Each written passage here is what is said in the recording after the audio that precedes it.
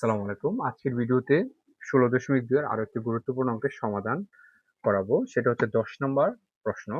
10 নম্বর প্রশ্নটা হচ্ছে একটি রম্বসের পরিসীমা 180 সেন্টিমিটার। পরিসীমা মানে হলো কি 4 বাহুর যোগফল। আমরা কি জানি যে রম্বসের 4টা বাহুই কি থাকে? সমান থাকে। তার মানে সমান 4টা বাহু যোগ করলে কি হবে? 180 সেন্টিমিটার হবে। তাহলে এইখান থেকে কিন্তু আমরা সহজে একটা বাহুর দৈর্ঘ্য বের করতে পারবো। 4টা যোগ করে যদি 180 হয়, তাহলে একটা কত হবে? 180 কে 4 দিয়ে ভাগ করলে আমরা একটা পাবো, যেটা হবে রম্বসের এক বাহুর দৈর্ঘ্য। তারপর বলছে ক্ষুদ্রতম কর্ণ হচ্ছে কত? 54। ক্ষুদ্রতম কর্ণটা, যেহেতু রম্বসের 2টা কর্ণ থাকে এবং 2টা কর্ণই কি থাকে? অসমান। একটা থাকে ছোট, আরেকটা হচ্ছে বড়। ওই ছোট কর্ণের দৈর্ঘ্যটাই হচ্ছে কত? 54। অপর কর্ণ এবং ক্ষেত্রফল নির্ণয় করতে বলছে। আমরা জানি রম্বসের ক্ষেত্রফল নির্ণয়ের সূত্র হচ্ছে হাফ ইন্টু d1 d2, অর্থাৎ হাফ ইন্টু কর্ণদ্বয়ের গুণফল। তাহলে এখানে একটা কর্ণ দেওয়া আছে, ক্ষেত্রফল বের করতে হলে কিন্তু আমাদেরকে আগে অপর কর্ণ বের করতে হবে।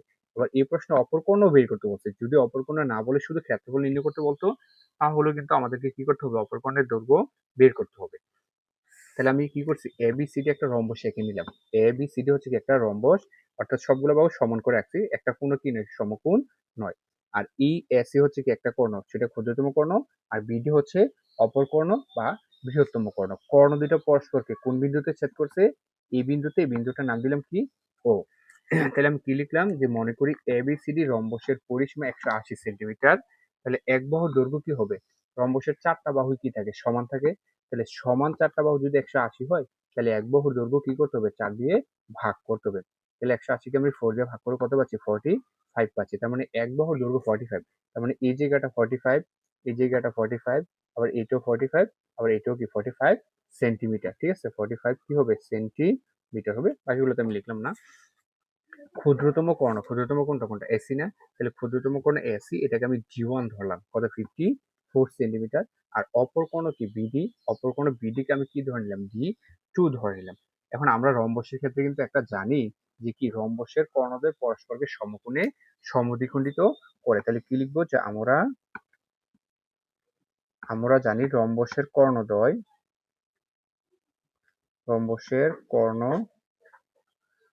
পরস্পরকে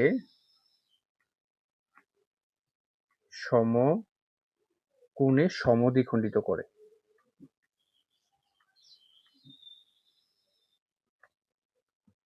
রম্বসের কর্ণদ্বয় পরস্পরকে সমকোণে সমদ্বিখণ্ডিত করে। এটার মানে হলো, এই যে রম্বসের এসি কর্ণ আর বিডি কর্ণ, দুইটা কর্ণ কোথায় মিলিত হয়েছে?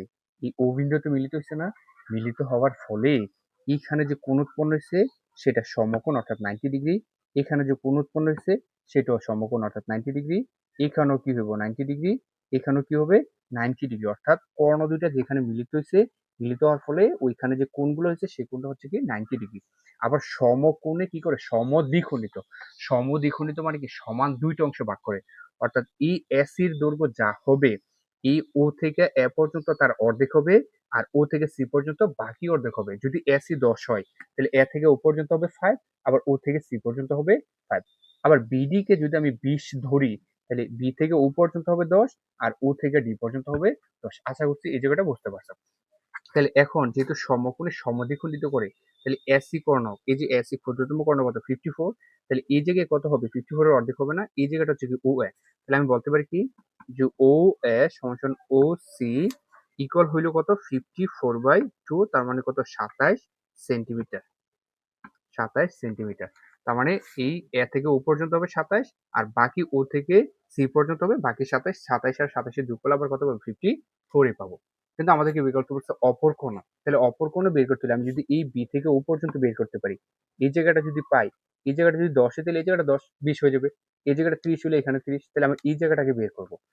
যেহেতু এখানে একটা সমকোণ উৎপন্ন হয়েছে, তাহলে এ ও বি এটা একটা ত্রিভুজ, তাই না? এটা কি ত্রিভুজ? সমকোণী ত্রিভুজ। কেন? কারণ এখানে কি হয়েছে? 90 ডিগ্রির কোণ উৎপন্ন হয়েছে। মনে রাখতে হবে, পৃথিবীতে এমন কোনো ত্রিভুজ নাই যে ত্রিভুজের একটা কোণের বেশি 90 ডিগ্রি হবে। একটা কোণে 90 ডিগ্রি হয়, সেটাকে কি বলি? আমরা সমকোণী ত্রিভুজ বলি।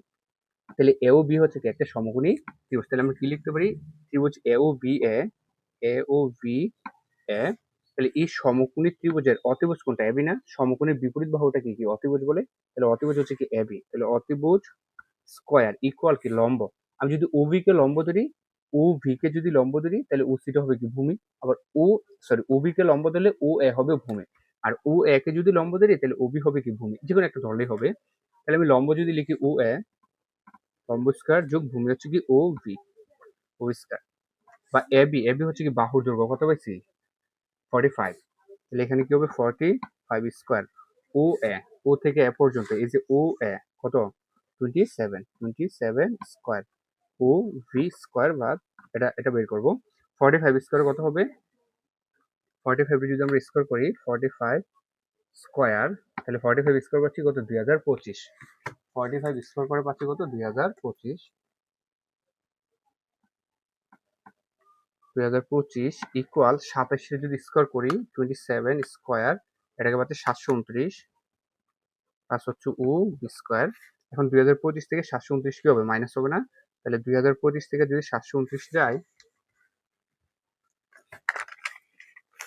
2025 মাইনাস 729 ইকুয়াল হচ্ছে কি ও বি স্কয়ার, বা 2025 মাইনাস হচ্ছে কত 729, তাহলে এখানে পাচ্ছি কত 1296, কত পাচ্ছি 1296 ইকুয়াল কি ও বি স্কয়ার, বা এবার কি করবো ওই পাশে রুট করব, তাহলে রুট ওভার 1296 ইকুয়াল হচ্ছে কি রুট ওভার বি স্কয়ার, 1296 কে যদি আমরা রুট করি তাহলে কি পাবো, পাচ্ছি কত 36, 1296 কে রুট করলে কত পাচ্ছি 36, তার মানে 36 ইকুয়াল কার মান উবি, তাহলে উবি হচ্ছে 36, একটু ভালো করে যদি বুঝি ও থেকে বি পর্যন্ত যদি 36 হয় তাহলে ও থেকে ডিও তো 36ই হবে, আর পুরা বিডিটা কি হবে এইটার দ্বিগুণ হবে না, তাহলে আমি কি লিখতে পারি বিডি সমান সমান, তাহলে আমি লিখতে পারি বিডি সমান সমান হচ্ছে কি 2 ইন্টু ওভি, 2 ইন্টু ওভি হচ্ছে কত 36 আর 2 গুণ করলে হচ্ছে কত 72 সেন্টিমিটার, তার মানে অপর কোণের দৈর্ঘ্য আমি কত পেয়েছি,